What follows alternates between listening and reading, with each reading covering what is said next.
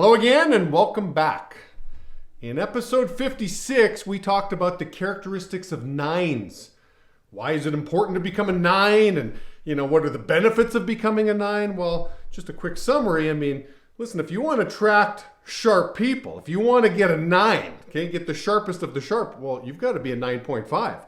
A 6 doesn't get a 9 on their team. So the more you level up, the bigger the recruiting net that you're going to find. Also, as you level up, your people are going to be inspired to level up themselves.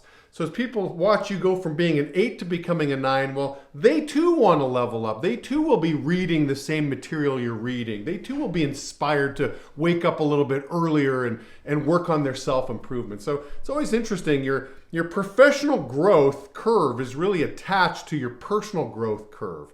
So that's really episode 56. But one of the first characteristics discussed in that video is people that are 9s have integrity. Their word is their bond. So that's really what this episode is going to unpack. What does that mean, your word is your bond?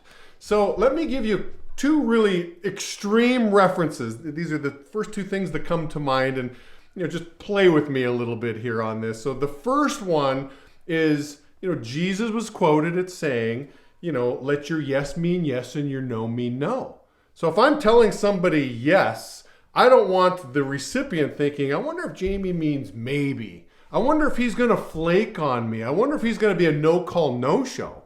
So I take that to heart. Again, Jesus said, let your yes mean yes and your no mean no. So take that to heart. The second reference, that's not quite in the same category, but Lloyd Christmas. Now, who exactly is Lloyd Christmas? Well, if you watch Dumb and Dumber, Lloyd Christmas is Jim Carrey's character. And so towards the end of the movie, he's cornered and, the bad guy's like, hey, where's all my money? And Lloyd pulls out these IOUs, and he said something, in the video that was, fantastic. He says, listen, these are as good as money. These are IOUs. So in other words, you can take it to the bank. And I've always kind of had that reference. I would one day like people to be able to go to my bank and say, hey, listen, I've got this sticky note, this IOU from Jamie, and he says his word is his bond, and it's as good as cash in the bank. Oh, who's that from? Oh, that's Jamie Hep. Yes, we'll deposit that for you. Obviously, I'm not being totally serious with that, but I want to be known as a person where if I give you my word, you can take it to the bank. Again, 9s. Think about it. The 9s are people that have high integrity. So I want to give you just a quick story which really cemented in my mind how important this is. Years ago, I believe it was 1999, I got my first gym membership here in Southern California. It was in Burbank, and it was Gold's Gym. And the sales rep / fitness trainer, I'll never forget him, Paul. I walk in and he greets me, and he's got great salesmanship. He was extremely enthusiastic, walked me through the facility, gave me a great presentation on why Gold's Gym and why I want to be a part of what he's doing there.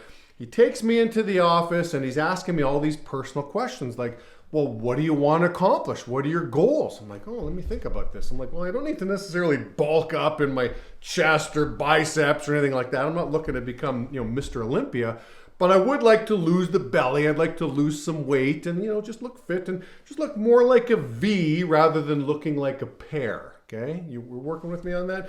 And so we discussed diet, and he's like, well, here's some of the things you got to avoid, Jamie. I'm like, well, I don't really want to avoid cheese and beer. How do we factor those two things? I don't need huge quantities of those, but I do love cheese, and I do drink the occasional beer. So you can't cut those totally out of my diet. So he's like, okay, no problem. We'll add 10 more minutes onto the treadmill, and then let's look at the calendar. How often are you going to show up? And let's make some commitments. And okay, 4 days per week, and here's the times.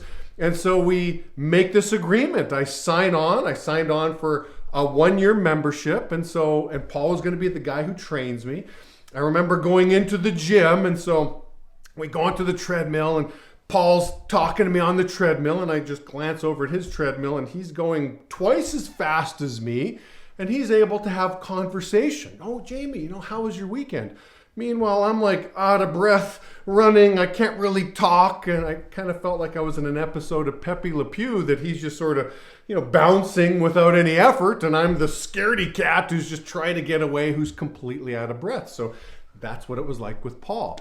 And I remember around a month into it, Paul, I come into the gym and Paul calls me into the office. Oh, okay, no problem. We're going into his office. I wonder what this is all about.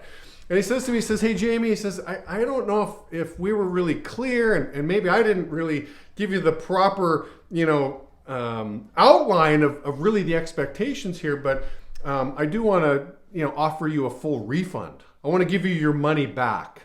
We don't want guys like you in our gym. And I'm like, guys like me? What do you mean? Well, you told me you'd show up 4 days a week, and you're really only showing up 2 days a week. Like you're not following through on the things you said you were going to do. So the people that I want in the gym are going to be fully committed to their goal. And if they say they're going to do something, they do it. So I want to give you a full refund.